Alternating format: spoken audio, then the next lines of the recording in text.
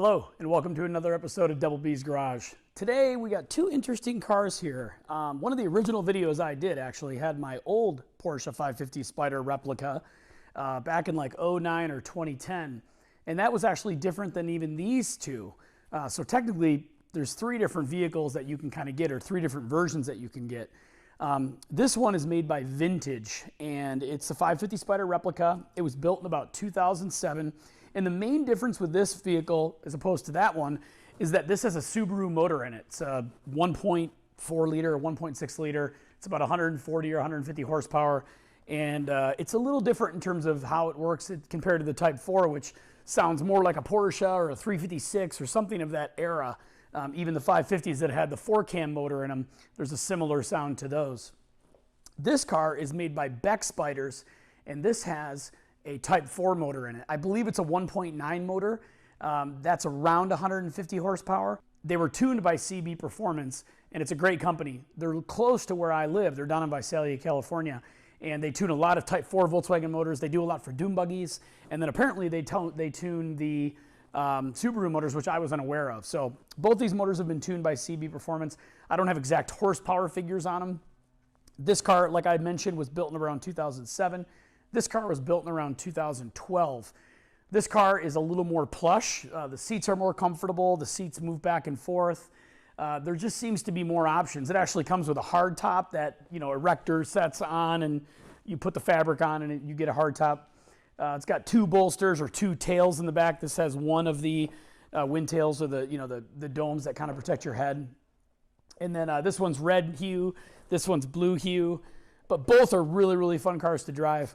The only difference with this car is the seat doesn't move forward. And the guy who owns it, a good friend of mine, is a lot taller than I am. So I will have to probably put a pillow or something in here to actually drive this car, even though I'll look a little funny doing it, but it'll still give us an impression for what it sounds like and what it feels like. My old car, the one that actually I put a video up in 2009, I think it's the oldest video or the first video I even put on YouTube. It was a Porsche 550. It was made by Thunder Ranch. So now a third company down in El Cajon, Southern California, near the border. And that car was unique because it was a 6-cylinder kit. These are all 4-cylinder kits, you know, opposing motor, Subaru, opposing Type 4 motor, Porsche, Volkswagen style. And then mine was a 6-cylinder kit, and I actually had a 2.4 liter 911 twin-plugged 6-cylinder motor out of a 911T or a 911S back in the day. It was built up to 911S specs, and with the twin plugs, I dynoed it a little over 170. It was around 174 or 175 horsepower to the wheels. So we were guessing it was over 200 horsepower, maybe 205 at the flywheel. And that was more of an outlaw. It had Fuchs wheels. They were much wider. I'll post a couple pictures up, or at least link at the bottom of this video to my original videos that have some photo shoots, and then a driving video as well with the car. But that thing was crazy fast. It's almost to the point where it was too scary. But if you were just driving around town, it had a wonderful sound. It looked really, really cool. But these paid tribute more to what the 550, you know, the famous car that James Dean died in, these pay tribute to really what that car looked like. Mine looked a lot less like these because I didn't have the same style steel wheels. As I mentioned, I had the Fuchs. They were wider. It was just a different kit altogether. And that frame is completely different on the 6-cylinder kit because it's got to have the room to bolt in a 6-cylinder motor. I had a 901 transmission in there. The linkage was tough. It was kind of sloppy. But once you knew the car and you were able to get used to it, you could shift really easily without any concerns. This is a cable shifter, which is really simple and seems to work very well. And this is a rod mechanism, but in the short time that I've driven it, it also seems to work very well. So I don't know necessarily if I have a favor out of those two. I definitely haven't driven the cars where we get to see kind of the performance in comparing the two, because this one I drove in the driveway to park it, and then this one I drove home a few days ago, and then now we're going to go on a ride today and have a little fun with them. So thanks so much again for watching today.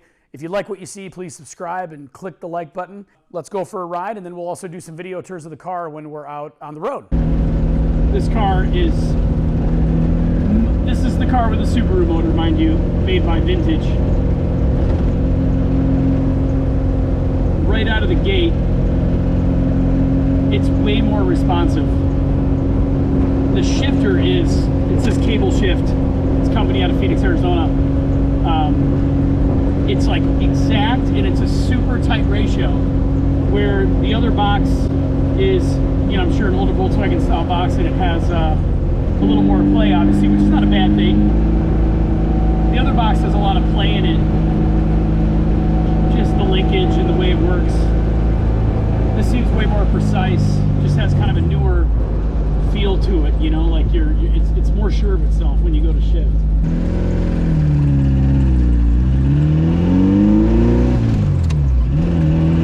This being fuel injected as well, it's like, it doesn't matter how cold it is outside, you know, you just start it and go. The other one's carbureted, it's got that kind of old feel to it. It takes a little while for it to get going. Carburetors need to warm up before they really know what they're supposed to do.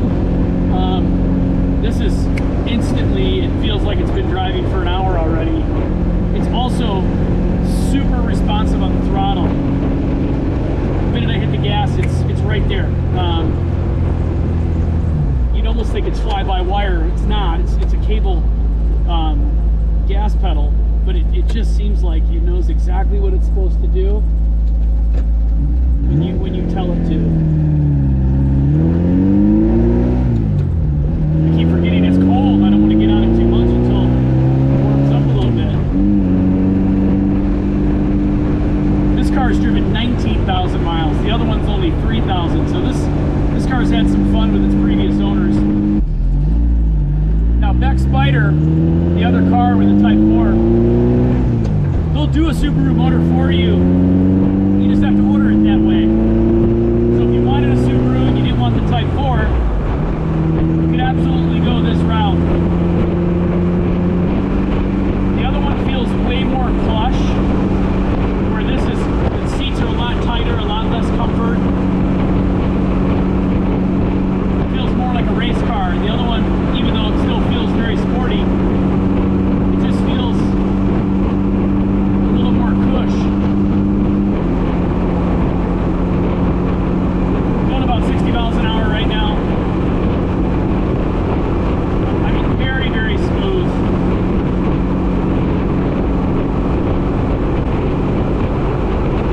And if somebody was next to you, you could easily have a conversation with them. I mean, you get the wind coming from the back a lot. It feels like it's moving my ear back and forth.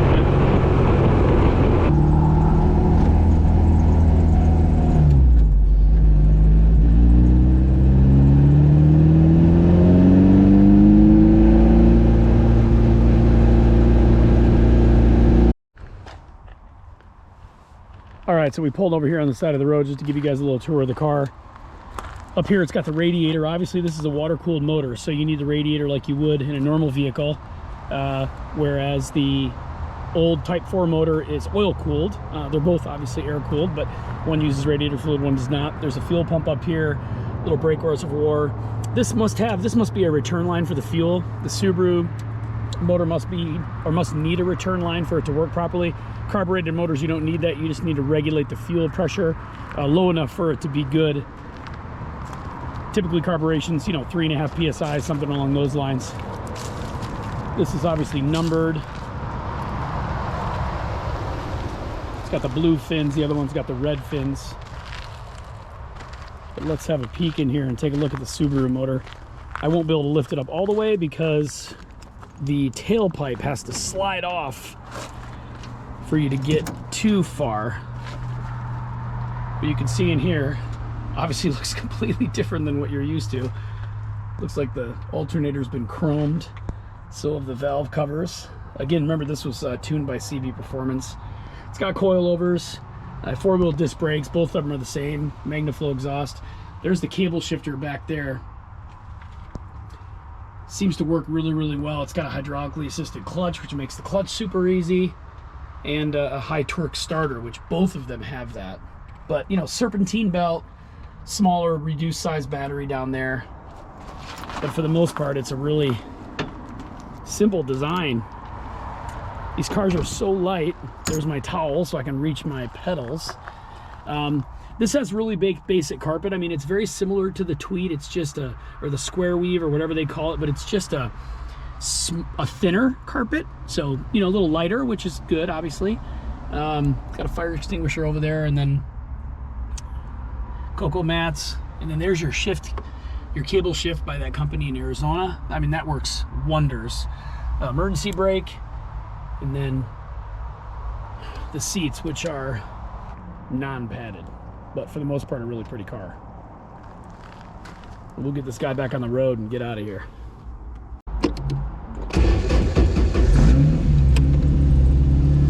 All right, let's go have some fun.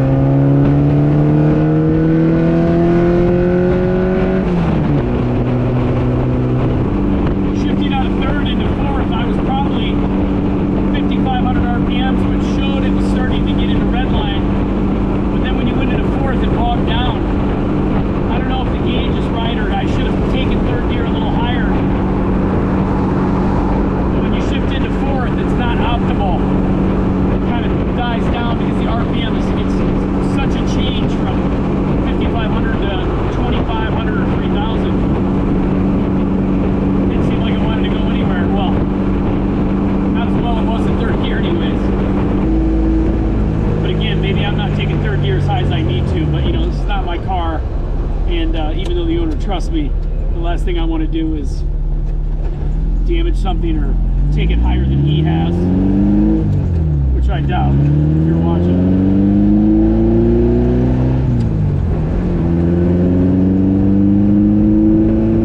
But it's really clean, really crisp. I'm sliding around the seat a little bit, but I think that's because I have a towel and I'm not fully into the bucket. Otherwise, I feel like I'd be much more secured in here. Now, I do know the motor in here has been rebuilt. I don't know if it was rebuilt when it came from Subaru as a donor motor, probably by CB Performance, but the owner's brother had driven the car and blew up the motor. I don't know how that happened either, but so he had to have the motor rebuilt. So I think that was done, you know, within the last 4 years, I think. So the motor is, I mean, it's super fresh and very powerful.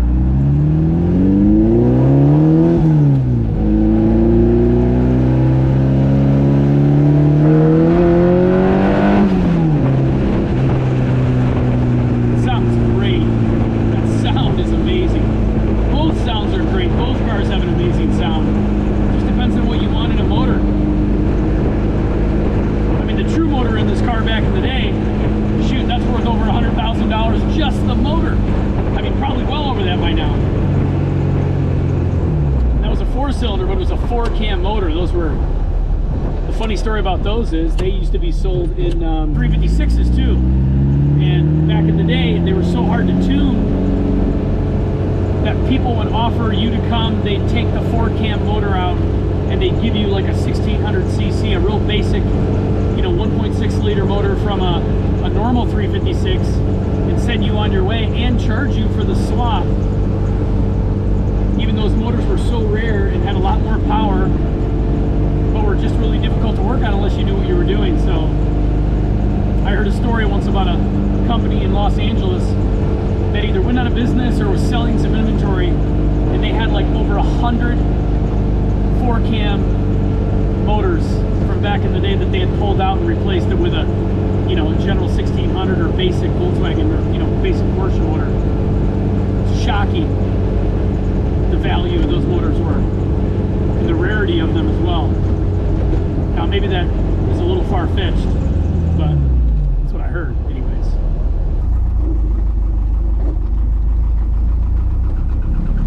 All right, let's get some heat in this little guy.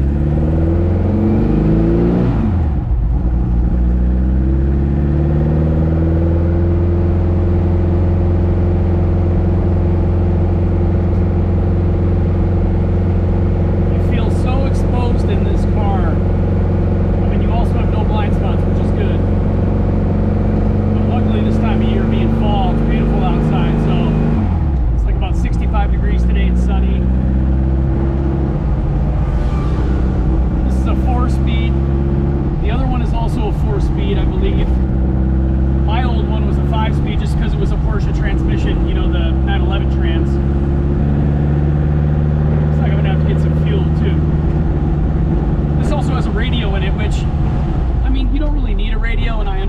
why most people wouldn't put one in here, but you're stuck in traffic. You might need something to pass the time.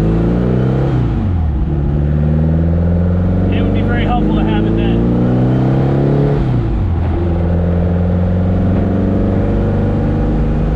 This has gone only 3,200 miles since new.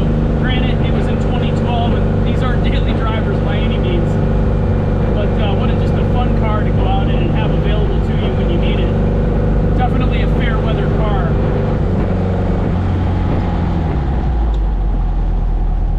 And this gas tank, I put 5 gallons in it the other day. And it's like barely reading right now, which makes me a little nervous to continue. I may go home and get some fuel instead of trying to make it to a gas station too far away from me.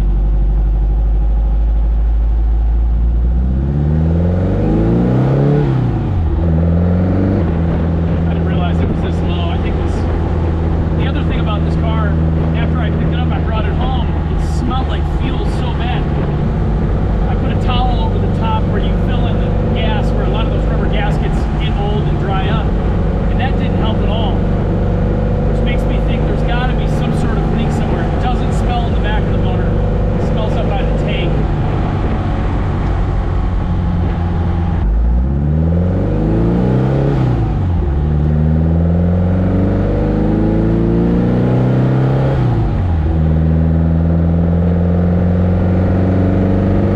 It definitely has a Porsche sound to it for sure.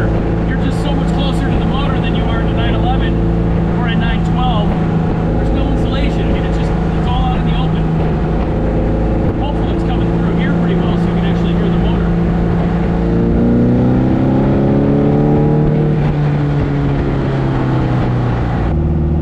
Alright, to make sure you took me seriously, I got serious. It's now cloudy. I got back home and was curious why the fuel would have been out.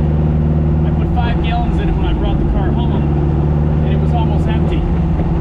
So, upon further examination of why the fuel was so strong, I realized that there was a significant leak from the fuel line from the tank.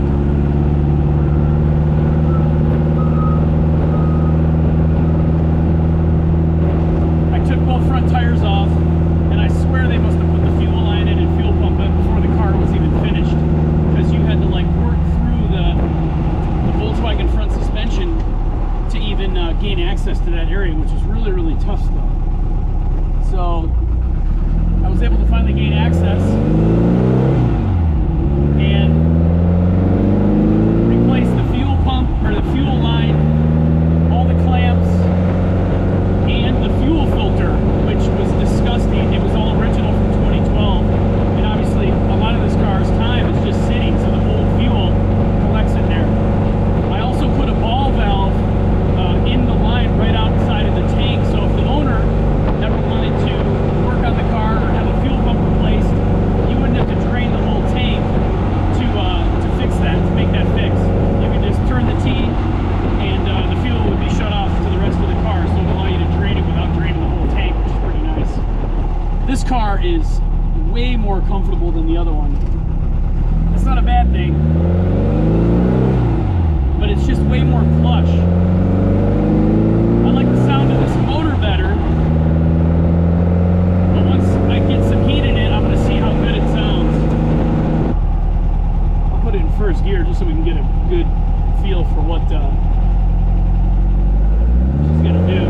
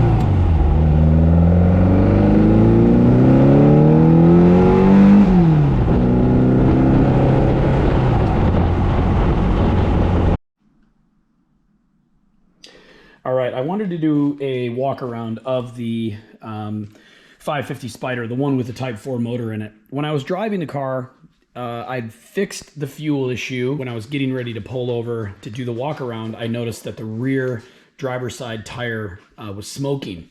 And upon further inspection, the seal on the piston has failed. So it was leaking brake fluid out, and then obviously collecting dirt, and then getting very grimy, and then obviously that was what was smoking while I was driving the car. So nothing really dangerous, but it doesn't help with braking performance when you have brake fluid on your brake pads and the rotor for that matter. So I have a rebuild kit coming, so I'm going to replace the piston square seal and the dust cover in there. So I'll take the caliper off, take the e-brake off, and fix that. I got that from SoCal VW Parts, which deals with a lot of essentially, this is a rear brake conversion kit for like a 67 swing axle Volkswagen Beetle, which is what they use on the 550 Spyders. So I have that. That's on its way. And then you can see inside the wheel here, inside the cover that gives it that old look, is all of the stuff that's been thrown around. The other rim is completely clean. But I wanted to give you a walk around of the car. Really, really beautiful. Very, very well done. It's got an oil cooler up here. Obviously, it's got a high torque starter like the other car has as well. There's your oil filter over there. Very easy to access. Typical size battery, not the small, tiny one like is in the other vintage 550. But carbureted, as we mentioned. It's got a spare tire. The other one does not. Here's your oil reservoir, overflow tank kind of reservoir. And then inside, I wanted to show you a little bit more of the inside of the car. Talk to you about, there's actually a bar that goes across for the passenger feet to sit on, and it's carpeted.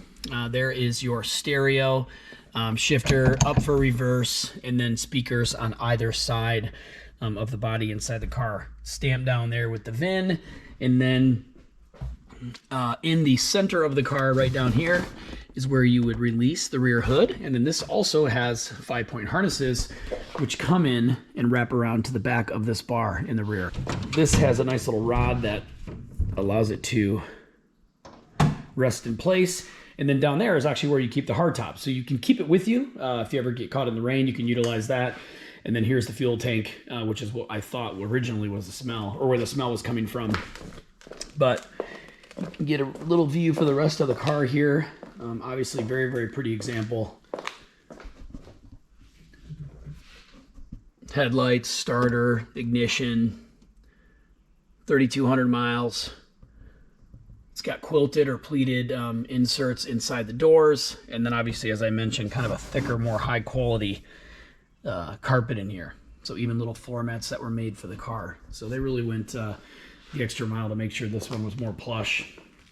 But wanted to give you a quick walk around so you could see it. Sorry I couldn't do it on the drive, but I wanted to get home and see what the smoke was and also not stop and, you know, potentially have another issue. So thanks very much, and we'll plug this into the rest of the video.